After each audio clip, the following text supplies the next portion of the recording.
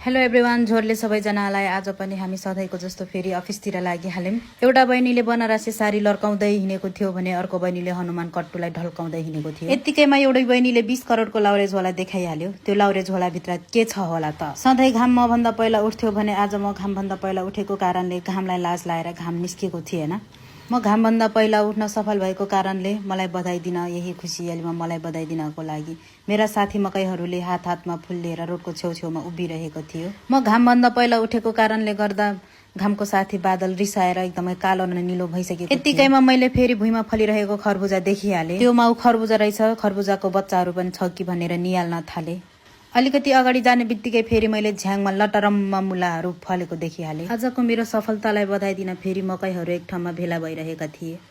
मेरो अटोग्राफ लिनलाई यता एउटा लाल जोडी गेट बाहिर निस्किरहेको थियो, मलाई बोलाइरहेको थियो। गर्लफ्रेन्ड चाहिँ लजाएर भाग्यो भने बोयफ्रेन्ड चाहिँ मसँग एकदमै कुरा गर्न खोजिरहेको। मैले अटोग्राफ दिए, उसले पनि मलाई सफलताको धेरै धेरै शुभकामना भन्यो। त्यसपछि हामी बिदा भइहाल्यो। अगाडि बढ्ने क्रममा दुईजना जुम्ल्या दाजुभाइले मलाई नमस्ते गर्दै थियो। मैले नमस्ते गरेर अगाडि बढिहालेँ। रोडतिर मेरो फ्यानहरूले मलाई बोलाइरहेको थियो। मैले पनि उनीहरूलाई हाई हेलो गर्दै म अगाडि बढ्दै गएँ। भविष्यमा डान्सर बन्ने सपना देखेको मेरो बहिनीले मलाई बेली डान्स देखाउँदै हिँडिरहेको थियो रोडमा। ब्रान्डेड बुट, हनुमान कट्टु र लाउरे झोलाको साथ मेरो बहिनीलाई डान्स गर्दा चुडेल जस्तै राम्रो देखिरहेको थियो। त्यसपछि हामी अगाडि बढ्दै गयौँ। अगाडि बढ्ने क्रममा एउटा ठुलो रुखमा रातै रातो कमलको फुल फुलिरहेको थियो। चितवनको बासिन्दाहरूले घरमा चोरी हुन्छ भनेर घरको छेउछेउमा सबै तरवार गाडेर राखेको थियो ताकि घरभित्र छिर्न नसकोस्। यत्तिकैमा दुईटा ठुलो अग्लो रुखमा मैले स्याउ र अङ्गुर फलेको देखिहालेँ। एउटा स्याउको रुख चाहिँ ढलेर सुटेर निधाइरहेको अवस्थामा फेला पार्यो भने अरू रुखहरूमा चाहिँ नास्पाती फलिरहेको थियो।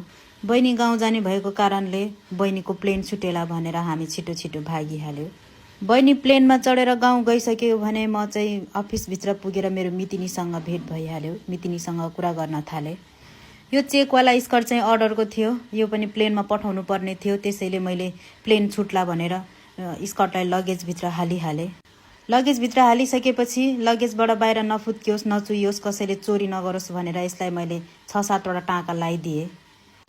त्यसपछि पाइलटले फेरि सामान दिने मान्छे नचिन्ला भनेर मैले त्यसमा मेरो कस्टमरको फोन नम्बर र एड्रेस लेखिदिएँ। यति भएपछि कसैले पनि छुने आँट गर्दैन भन्ने विश्वासका साथ मैले मेरो कस्टमरलाई पनि हृदयदेखि धन्यवाद दिएँ। त्यसपछि एकछिनपछि मैले भुइँमा तिरपाल ओछ्याएँ। भुइँमा तिरपाल ओछ्याएर मैले मेरो खानाहरू रेडी गरेँ।